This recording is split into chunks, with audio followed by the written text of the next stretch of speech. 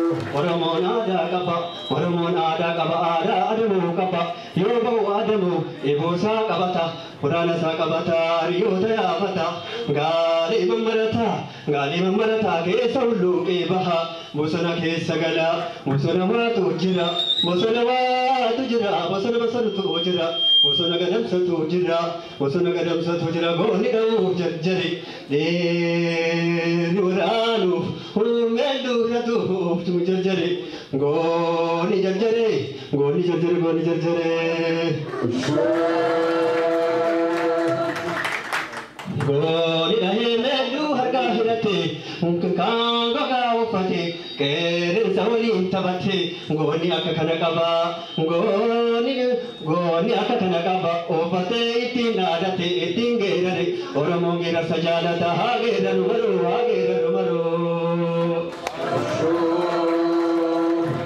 Oromona ada kaba, ada malka kaba, yobo malka singke sakabata, malka singke kabata, Rio Dayavata deme malka tiwal gaya.